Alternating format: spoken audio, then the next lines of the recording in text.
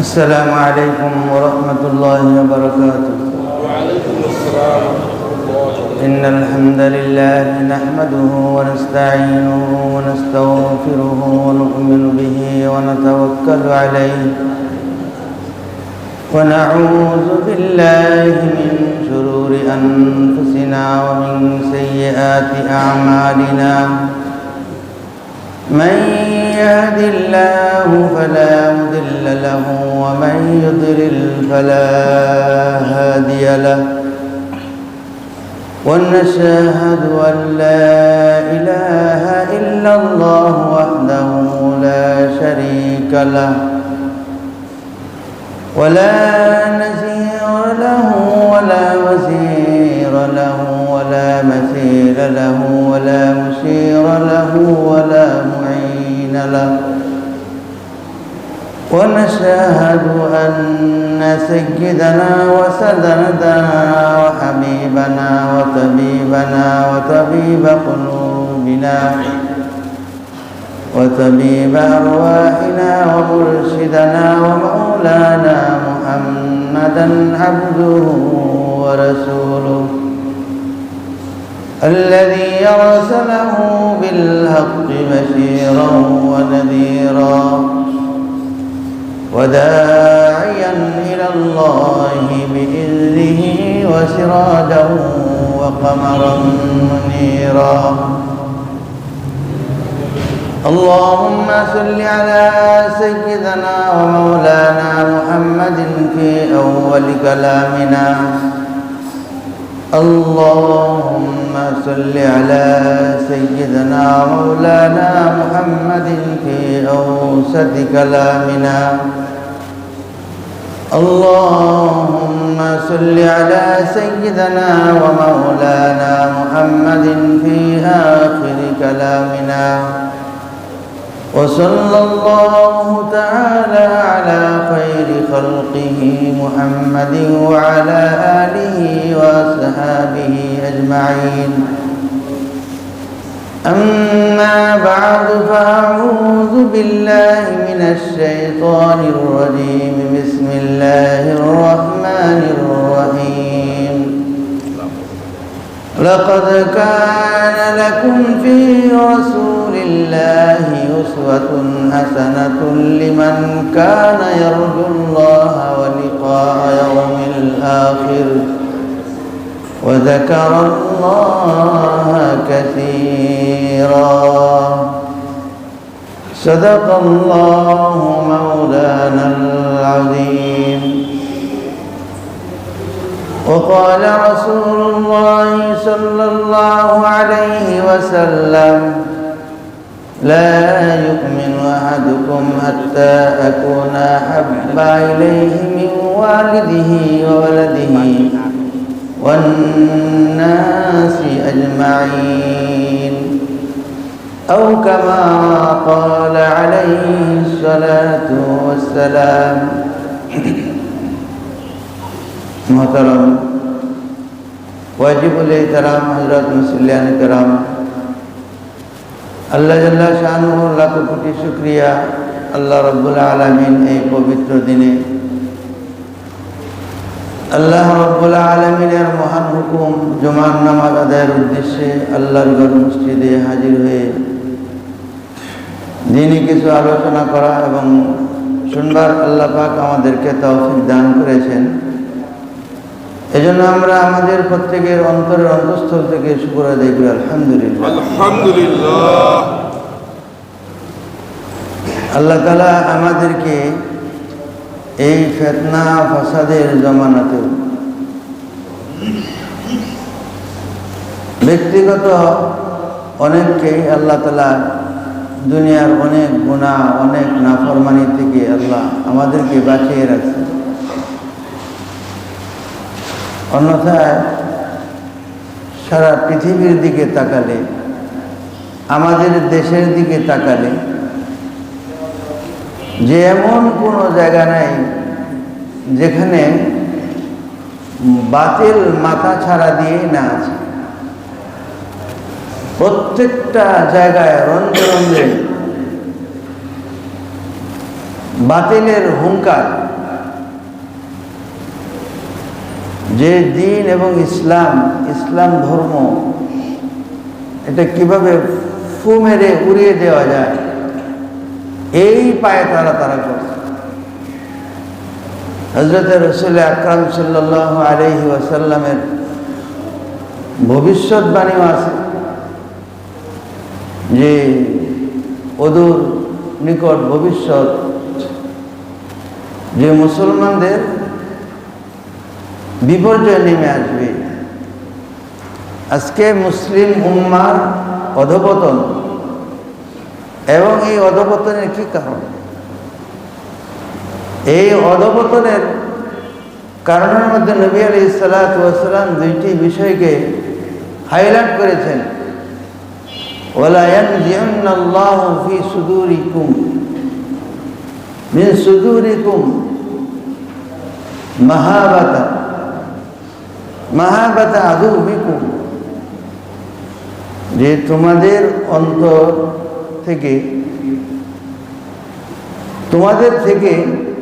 তোমাদের যারা শত্রু, এই শত্রুদের ভয় তোমাদের থেকে উঠে যাবে। 2 নম্বর, যে আমাদের ভিতরে ওহান তৈরি হবে। যে 1 নম্বর, শত্রুদের ভয় আমাদের থেকে উঠে যাবে। শত্রুরা আমাদেরকে ভয় করবে না, বরং আমাদেরকে এরকম মনে করবে, তারা এমনভাবে আমাদেরকে খেয়ে ফেলার জন্য বসে আছে, কা গুসালাতিস সাইল, যে স্রোতের পানির উপর দিয়ে যে বুদবুদ ফেনা বা যে ময়লা যে স্রোতের মধ্যে যেভাবে ভেসে যায়, শেষ করে দেয় স্রোতে, ওইরকমভাবে আমাদেরকে শেষ করে দেওয়ার জন্য তারা একজোট হয়ে কাজ করছে। এবং এটার অন্যতম কারণ যে তাদের অন্তরে আমাদের যে একটা ভয় ছিল, সেই ভয়টা উঠে গেছে, এবং সেই ভয় উঠে যাওয়ার কারণ হইলাম আমরা। হযরত নবী আলাইহিস সালাতু ওয়াস সালামের প্রতি যদি কেউ কোনো খারাপ সন্ধি বা খারাপ কোনো ভাবনা নিয়ে চিন্তাও করত, তাহলে ওই ব্যক্তির ভিতরে সেকেন্ডের ভিতরে মাহাবাতা মাসিরাতা শাহরিন, 1 মাসের দূরত্ব পথ যতটুকু দূর ততটুকু দূরের থেকে যদি কল্পনা করতো, তখন আল্লাহর রাসূলের ভয় তার কলিজার মধ্যে ঢুকে যেত। তাহলে সাহাবারা বলেন, ইয়া রাসূল আমাল ওয়াহান, ওয়াহান কি জিনিস? যে ওয়াহানের কারণে শত্রুরা আমাদেরকে যে খেয়ে ফেলার জন্য খেয়ে ফেলবে সেরকম চক্রান্তের মধ্যে তারা লিপ্ত। হযরত নবী আলাইহিস সালাতু ওয়াস সালাম বলেন যে হুব্বুদ দুনিয়া ওয়া কারাহিয়াতুল মউত, দুনিয়ার প্রতি আসক্ত হওয়া। কারণ দুনিয়া যে চাইবে, আল্লাহর ভয় তার ভিতরে থাকবে না, ঈমান তার দুর্বল হয়ে যায়, তখন কুফরের শক্তি তার বিরুদ্ধে শক্তিশালী হয়ে যায়। দুনিয়াকে যেভাবে পাওয়ার দরকার সেভাবেই সে পাওয়ার জন্য চেষ্টা করে। এটা স্থানীয় ক্ষমতা হোক, আন্তর্দেশীয় ক্ষমতা হোক, রাষ্ট্রীয় ক্ষমতা হোক, এই সব কিছু চাওয়া, এটার অর্থ হইল সে দুনিয়ার মোহের মধ্যে সে পড়ে আছে। হ্যাঁ, এর একটা পরিণতিও আছে যে দুনিয়ার মোহে পড়া যখন তারা ইসলামের বিরুদ্ধে বা ইসলামের বিরোধী কোনো কাজ করে, আল্লাহ তারা সাময়িক তাদেরকে ছাড় দেন, কিন্তু ছেড়ে দেন না। এমনভাবে অপমান এবং লাঞ্ছিত তাদেরকে করা হবে সে যেটা জীবনে কল্পনাও করেন। মানুষ আজকে ক্ষমতার জন্য কত কিছু করে, করছে এবং তার নমুনাও তারা দেখছে। তাহলে এই সকল ক্ষমতাশালী লোকেরা কোনোদিন আমাদের জন্য আদর্শ হইতে পারে না। আমাদের জন্য আদর্শ হইতে পারে একমাত্র আল্লাহ পাক কালামে পাকের মধ্যে বলছেন, লাকাদ কানা লাকুম ফি রাসূলিল্লাহি উসওয়াতুন হাসানা, রাসূলের আদর্শ তোমাদের উত্তম নমুনা। রাসূল সাল্লাল্লাহু আলাইহি ওয়াসাল্লামের মধ্যে রয়েছে তোমাদের উত্তম আদর্শ। পৃথিবীর আর কোনো জায়গায় কোথাও উত্তম আদর্শ খুঁজে পাওয়া দুষ্কর, নাই, পাওয়া যাবে না। হযরত নবী আলাইহিস সালাতু ওয়াস সালামের হিজরতের পরে আমাদের ইসলামের যখন ইতিহাস এখনো রচিত হয় নাই, রচনা হয় নাই, কোরআন নাজিল হয়ে গেছে। কোরআন তো আল্লাহর কালাম। হযরত আবু মুসা আশআরী রাদিয়াল্লাহু তাআলা আনহু হযরত ওমর রাদিয়াল্লাহু তাআলা আনহুর কাছে বললেন যে খলিফাতুল মুসলিমিন, আমিরুল মুমিনিন, যে বিভিন্ন জায়গা থেকে চিঠি আসে কিন্তু চিঠির মধ্যে কোনো দিন তারিখ লেখা নেই। অর্থাৎ দিন তারিখের তখন কোনো প্রচলন নাই দুনিয়ার মধ্যে। যেমন একটা চিঠি কোথাও ইস্যু করি আমরা, শুরুতেই আমরা তারিখটাকে ইস্যু করে দিই, কোনো তারিখ থাকে না, তারিখ নাই। এই জন্য এই চিঠিটা কখন আসলো, কবে আসলো, এর তো একটা দিন তারিখের দরকার। হযরত ওমর রাদিয়াল্লাহু তাআলা আনহু নবুয়তের 17তম অর্থাৎ 17 হিজরিতে হযরত সাহাবায়ে কেরামকে নিয়ে বসছেন যে এটার একটা দিন তারিখ ঠিক করার জন্য, ডেট ফিক্স করার জন্য একটা সময় নির্ধারণ করা দরকার। তখন সাহাবারা অনেকে অনেক মত দিছেন। কেউ বলছেন যে যেদিন থেকে ওহী নাজিল শুরু হয়েছে সেদিন থেকে, কেউ বলছেন যে হুজুর সাল্লাল্লাহু আলাইহি ওয়াসাল্লামের যেদিন জন্ম সেদিন থেকে, কেউ বলছেন হুজুর সাল্লাল্লাহু আলাইহি ওয়াসাল্লামের যেদিন মৃত্যু সেদিন থেকে। ওমর রাদিয়াল্লাহু আনহু বললেন যে হুজুর সাল্লাল্লাহু আলাইহি ওয়াসাল্লামের যেদিন জন্ম সেদিন থেকে যদি দিন তারিখ ঠিক করা হয় তাহলে তো এটা খ্রিস্টানদের সাথে মিলে যায়। খ্রিস্টানরা হযরত ঈসা আলাইহিস সালাতু ওয়াস সালাম তার জন্মদিন পালন করে, তার জন্মের অনুসরণ করে। সুতরাং আমাদের আমল আল ইসলাম ইয়াহদি মা কানা ক্বাবলা, যে ইসলাম ধর্ম তো পূর্ববর্তী সমস্ত কালচারকে শেষ করে দিয়েছে, ধ্বংস করে দিয়েছে। আর কোনো কালচার চলবে না একমাত্র ইসলামের কালচার ছাড়া, ইসলামের নিয়ম ছাড়া, ইসলামের রীতিনীতি ছাড়া আর কোনো রীতিনীতি গ্রহণযোগ্য না। কথা হইলে মৃত্যু দিবসকে নেওয়া যায়, সর্বনাশ। এটা তো আরো সর্বনাশ। হযরত নবী আলাইহিস সালাতু ওয়াস সালামের দুনিয়া থেকে চলে যাওয়া, বিদায় হয়ে যাওয়া, এটা তো কোনো ঘটনা, এটা একটা সাংঘাতিক বড় অঘটন। এটা তো আমাদের জন্য স্মরণ হইলে সহ্য করে বড় কঠিন হয়ে যায়। সুতরাং দিন তারিখটাকে এইভাবে ঠিক করা, যে মৃত্যুর দিন এইভাবে আমরা ডেট ফিক্স করা, এটা তো আরো ভয়াবহ। মৃত্যু এর বার্ষিকী, এটা তো কোনোভাবেই পালনীয় না। যদি এই মৃত্যু বার্ষিকী এটা পালনীয় হইতো তাহলে ওমর রাদিয়াল্লাহু আনহুর কাছে সবচেয়ে বড় অপশন আসছিল। তখন সমস্ত সাহাবারা উপস্থিত। জন্মদিন যদি পালন করার সুযোগ থাকতো তাহলে জন্মদিনটাকে শুরু করাই দেওয়া হইতো, সবচেয়ে বড় অপশন ছিল। পরবর্তী উম্মত কেউ কিছু বলতে পারতো না। হুজুর সাল্লাল্লাহু আলাইহি সাল্লাম তাদেরকে বলে, আলাইকুম বিসুন্নতি ওয়া সুন্নাতুল খুলাফায়ে রাশিদিন আল মাহদিয়িন, সনদ দেয়া গেছেন তাদেরকে যে আমাকে তোমরা যেভাবে অনুসরণ করো, আমার পরে আমার খোলাফায়ে রাশিদিনকে সেভাবেই তোমরা ফলো করো। যদি মৃত্যুবার্ষিকী পালন করা যদি বৈধ হইতো তাহলে হযরত ওমর রাদিয়াল্লাহু আনহুর সামনে সবচেয়ে বড় অপশন ছিল, তিনি এটাকে সাবমিট করে যেতে পারতেন উম্মতের সামনে। আজকে আমাদের এটা রেকর্ড হয়ে থাকতো। এটা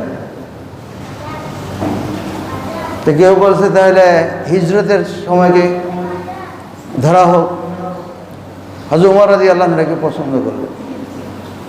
তো হিজরত যে মাসে নবী আলাইহিস সালাতু ওয়াস সালাম যে করছেন সেই দিন এবং সেই মাস ঐতিহাসিক। হযরত নবী আলাইহিস সালাতু ওয়াস সালাম রবিউল আউয়াল মাসের 1ম তারিখ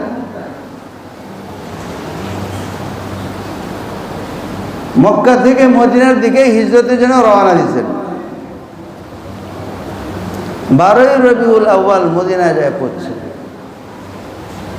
তো হুজুরে পাক সাল্লাল্লাহু আলাইহি ওয়াসাল্লামের হিজরতের মাস রবিউল আউয়ালের মাস, রাসূল আকরাম সাল্লাল্লাহু আলাইহি ওয়াসাল্লাম দুনিয়াতে আসার মাস রবিউল আউয়াল মাস। তাহলে দিন তারিখ এখান থেকেই যদি ঠিক করা হয় তাহলে রবিউল আউয়াল মাসকে ধরে নিতে হবে। হযরত ওমর রাদিয়াল্লাহু আনহু বললেন যে আমরা আমাদের দিন তারিখে ঠিক করে নিব তখন থেকে যেদিন থেকে হিজরতের পরিকল্পনা করা হয়েছে। হিজরতের পরিকল্পনা কখন হয়েছে? যে হুজুরে পাক সাল্লাল্লাহু আলাইহি ওয়াসাল্লামের নবুয়তের 13তম বছরে শেষ হজ যখন অনুষ্ঠিত হয়, ওই হজের মধ্যে শেষ দিন মদিনার আনসার কিছু সাহাবী যারা সর্বশেষ বায়াত করে হুজুরে পাক সাল্লাল্লাহু আলাইহি ওয়াসাল্লামের কাছ থেকে মদিনায় ফিরে আসলেন।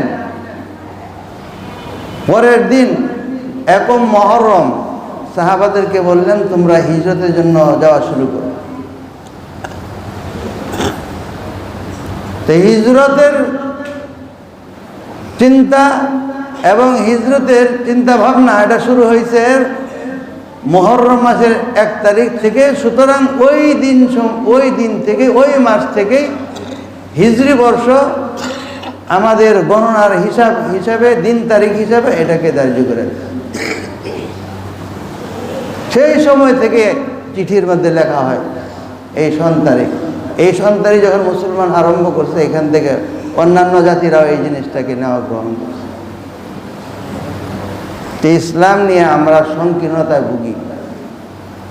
ইসলামের দ্বারাই সব কিছু আছে। সভ্যতা সবচেয়ে বেশি ইসলামের দ্বারা, শিক্ষা সব ইসলামের দ্বারা, এর মাধ্যমেই আসছে। হযরত নবী আলাইহিস সালাতু ওয়াস সালাম যখন মদিনায় আসছেন হিজরত করার পরে মদিনা আসার পরে মহল্লা বনু আমর মহল্লায় যখন অবস্থান করা শুরু করলেন কুবাতে, হুজুরে পাক সাল্লাল্লাহু আলাইহি ওয়াসাল্লাম ইন্না আউওয়ালা মাসজিদ উসসিসা আলাত তাকওয়া, সেখানে একটা মসজিদ নির্মাণ করেছেন যাকে কুবা মসজিদ বলে। যারা মক্কা মদিনায় যায়, হজ উমরার জন্য যায় বা যে কোনো জন্য যাক, বা মদিনা শরীফে রওজা মুবারক জিয়ারতের জন্য যায়, তখন জিয়ারের অন্যতম একটা জায়গা হলো কুবা মসজিদ। সেই কুবা মসজিদ প্রতিষ্ঠা করেন, সেখানে 16-17 দিন ছিলেন।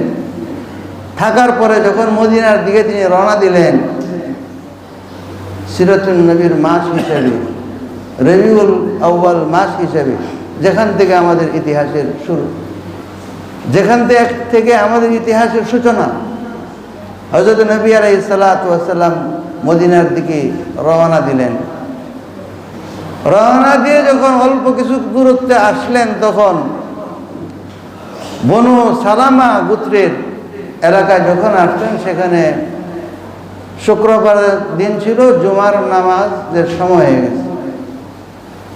হুজুরে পাক সাল্লাল্লাহু আলাইহি ওয়াসাল্লামের প্রথম জুমা এবং সেই জুমায় প্রথম খুতবা এই বনু সালামা গোত্রের মহল্লার এক খালি ময়দানের মধ্যে হযরত নবী আলাইহিস সালাতু ওয়াস সালাম জুমার নামাজ পড়লেন এবং জুমার নামাজের আগে খুতবা দিলেন। এখন সেখানে নমুনা হিসাবে এখন জুমা মসজিদ আছে। ওই মসজিদের নামই হচ্ছে জুমা মসজিদ। হুজুর পাক সাল্লাল্লাহু আলাইহি ওয়াসাল্লাম যেখানে প্রথম জুমা পড়েন, আদায় করেন এবং প্রথম খুতবা দেন। এরপর যখন মদিনার দিকে রওনা দিয়েছেন, তখন রাস্তার দুই ধারে এবং হুজুর পাক সাল্লাল্লাহু আলাইহি ওয়াসাল্লামকে আনসারি সাহাবারা ডানে বামে পিছনে সামনে প্রোটোকল দিয়া, কারণ শত্রু এখানেও আছে, যাতে কোনো আক্রমণ করতে না পারে, কোনো ক্ষতি করতে না পারে। হুজুরে পাক সাল্লাল্লাহু আলাইহি ওয়াসাল্লামকে মদিনার দিকে নিয়ে যাচ্ছেন। আর ছোট ছোট বাচ্চারা, মেয়েরা এবং সব শ্রেণীর মানুষ হুজুরে পাক সাল্লাল্লাহু আলাইহি ওয়াসাল্লামকে দেখার জন্য উদ্গ্রীব হয়ে তারা অপেক্ষায় ছিল। তালাল বদরু আলাইনা মিন সানিয়াতিল ওয়াদা, এই সঙ্গীত গাইতে গাইতে হুজুর পাক সাল্লাল্লাহু আলাইহি ওয়াসাল্লামকে সম্বোধনা দিয়েছেন। এইভাবে মদিনার শরীফে আসছেন উটের উপরে সওয়ার হইয়া। প্রত্যেক সাহাবার আকাঙ্ক্ষা ছিল যদি আল্লাহর রাসূল আমার বাড়িতে অবস্থান করতেন, যদি মেহমানদারি আমার ভাগ্যে জুড়ত।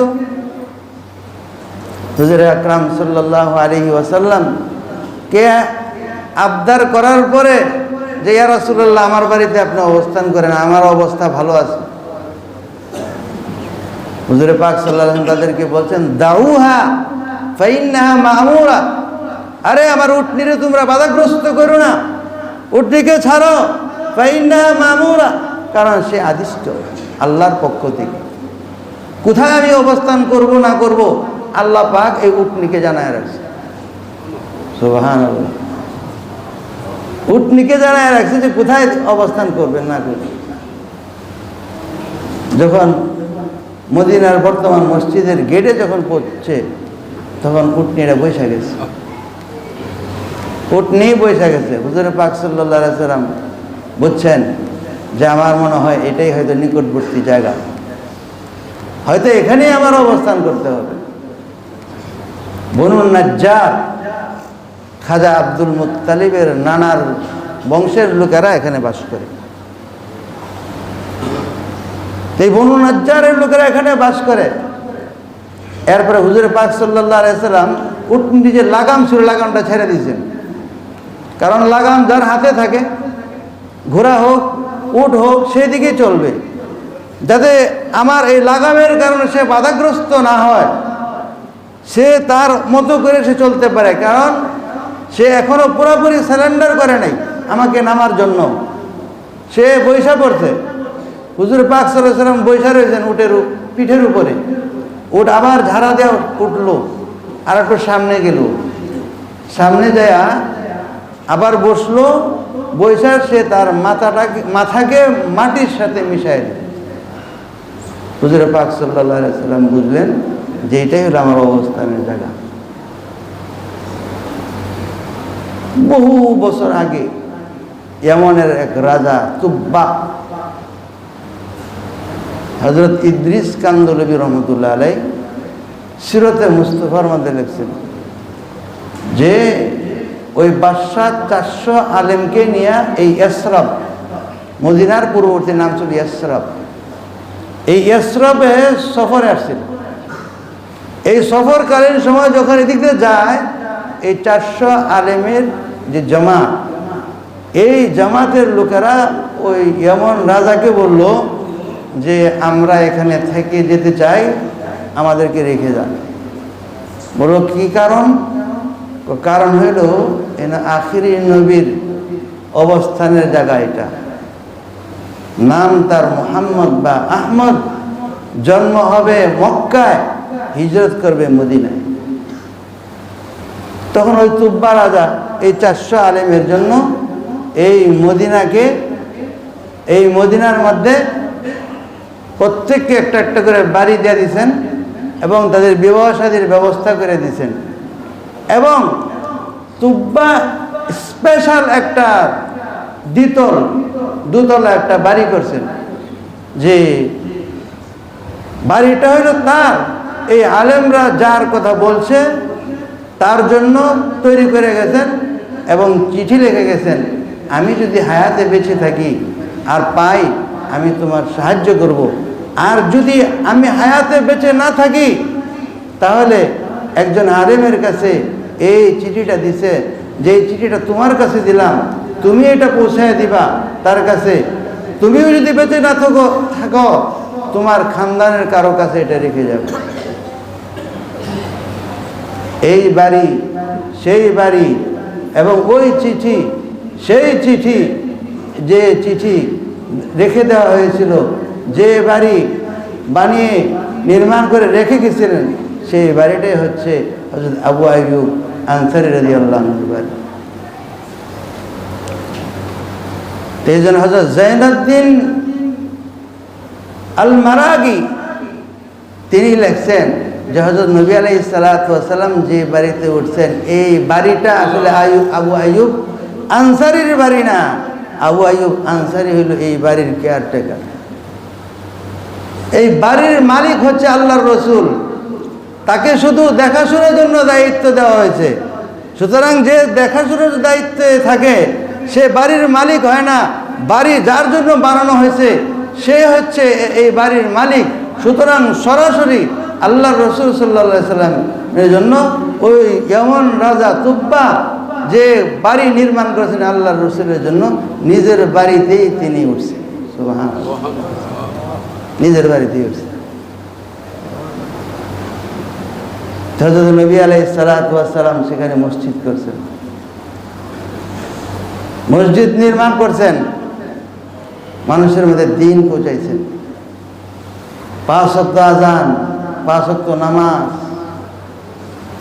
নামাজ পড়ার সময়ও যে নিয়ম, বর্তমান যে আজান দেওয়া হয়, আজানের পদ্ধতি ছিল না, নিয়ম ছিল না। সাহাবারা বলেন, ইয়া রাসূলুল্লাহ, যে আমরা কিভাবে নামাজের জন্য আসবো? এক একজন এক একটা বলল। কেউ বলছে, হুজুর যখন নামাজের সময় হয়, মক্কায় থাকার সময় 2 ওয়াক্ত নামাজ ফরজ ছিল। তার মধ্যে হলো যে প্রাথমিক পর্যায়ে ফজর এবং মাগরিবের নামাজ 2 দিকে, পরে মেরাজে যাওয়ার পরে পুরা 5 ওয়াক্ত নামাজই ফরজ হয়। এই 5 ওয়াক্ত নামাজের আজান সেখানেও ছিল না। সবাইকে ডাকাডাকি কইরা নিয়ে এসে একসাথে সমবেত হয়ে নামাজ পড়ে নেয়। মদিনা আসার পরেও একই অবস্থা। এটা অসুবিধা হয়, কেউ জামাত পায়, কেউ জামাত পায় না। তখন সাহাবারা বললো যে এটার একটা পদ্ধতি করার দরকার। তো কেউ বলছে যে আগুন জ্বালায় দিলে বুঝবো যে ধোঁয়া উঠবে, নামাজের সময় হয়ে গেছে, সবাই মসজিদে এসে নামাজ পড়বে। হুজুর পাক সাল্লাল্লাহু আলাইহি সাল্লাম বললেন যে এটা তো হইল মুশরিকদের সাথে আমাদের আমলের মিল হয়ে আছে, এটা হয় না।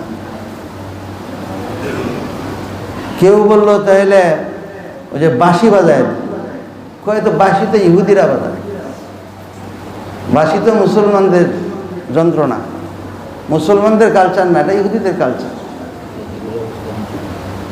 সুতরাং ইহুদিদের আমলের সাথে আমাদের আমলের মিল থাকতে পারবে। তখন তাহলে ঘন্টি বাজায় দেবে, বেল বাজায় দেবে, এটা তো খ্রিস্টানদের আমল, খ্রিস্টানরা ঘন্টি বাজায়।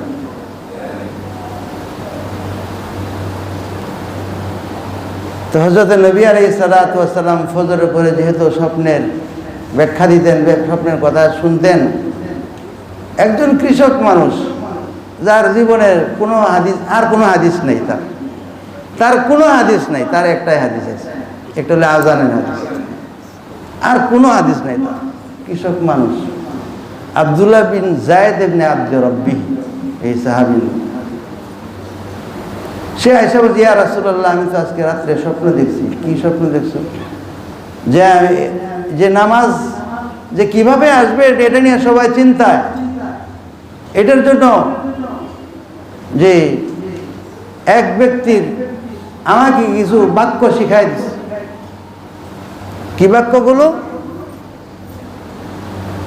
আল্লাহু আকবার, আল্লাহু আকবার, আল্লাহু আকবার, আল্লাহু আকবার, আশহাদু আল্লা ইলাহা ইল্লাল্লাহ, আশহাদু আল্লা ইলাহা ইল্লাল্লাহ, আশহাদু আন্না মুহাম্মাদার রাসূলুল্লাহ, আশহাদু আন্না মুহাম্মাদার রাসূলুল্লাহ, হাইয়া আলাস সালাহ, হাইয়া আলাস সালাহ, হাইয়া আলাল ফালাহ, হাইয়া আলাল ফালাহ।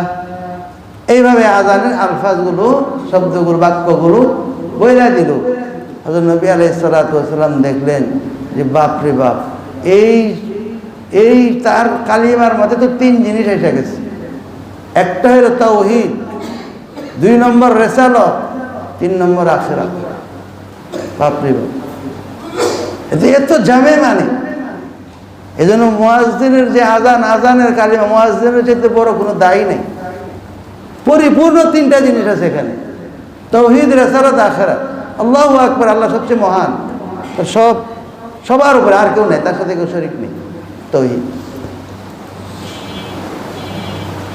আশহাদু আন্না মুহাম্মাদার রাসূলুল্লাহ, হযরত নবী আলাইহিস সালাতু ওয়াস সালামের রিসালাতের সাক্ষ্য এখানে।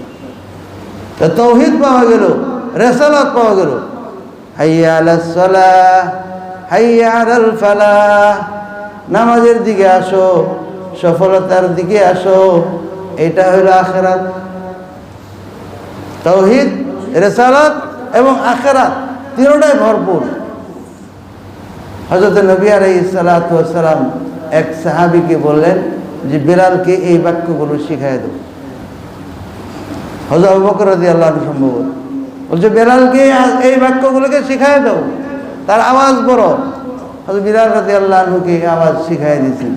যখন আযান দিয়েছেন, হযরত ওমর রাদিয়াল্লাহু আনহু বাড়ির থেকে দৌড়ায় বেরিয়েছে, আরে রাইতে তো আমি এই স্বপ্ন আমি দেখছি। সুবহানাল্লাহ।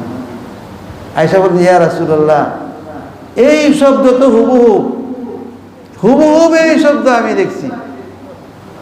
কাইন্নাহা রুইয়া সাদিকা, যে আব্দুল্লাহ বিন যায়েদ ইবনে আব্দুর রাব্বিকে যে কথা বলছিলেন আল্লাহর রাসূল, যে এই স্বপ্ন এটা সত্য, তুমিও যে স্বপ্ন দেখছো এই স্বপ্নও সত্য, কিন্তু ফজিলত নেওয়া গেছে আব্দুল্লাহ বিন যায়েদ বিন আব্দুর রাব্বি, যার জীবনে আর কোনো হাদিস নেই, একটাই মাত্র হাদিস, একটাই হাদিস, এটা আযানের হাদিস।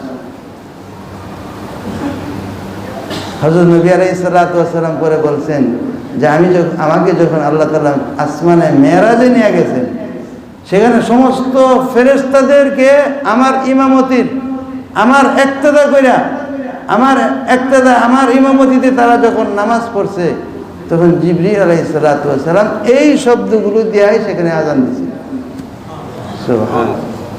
তাহলে ফয়সালা হলো আল্লাহ, ফয়সালা হলো সম্পূর্ণ আল্লাহ তাআলা, অন্য কারো কোনো ফয়সালা না, আল্লাহ তাআলা ফয়সালা করে রাখছেন।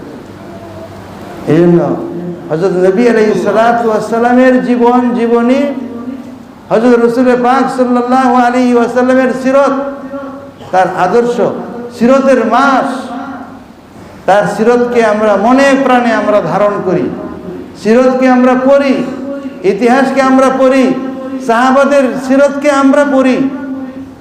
হুজুর পাক সাল্লাল্লাহু আলাইহি ওয়াসাল্লাম যে ইসলামকে আমাদের কাছে রেখে গেছেন, যে জুমা মসজিদ সেখানে যে খুতবা দিলেন, সেই খুতবার মধ্যে 13 বছরের যে নির্যাতন, সেই অত্যাচার, সেই নিপীড়ন, এই নিপীড়িত ব্যক্তিদের সম্পর্কে একটা শব্দও সেখানে তিনি বলেন নাই, বরং খুশি মনে এই মদিনার লোকদের কাছে নিজেকে প্রেজেন্ট করছেন এবং ইসলামের সুমহান যে আখলাক, ইসলামের যে চরিত্র, সেই চরিত্রটাকে মদিনার লোকদের সামনে ফুটাইয়া ধরছেন।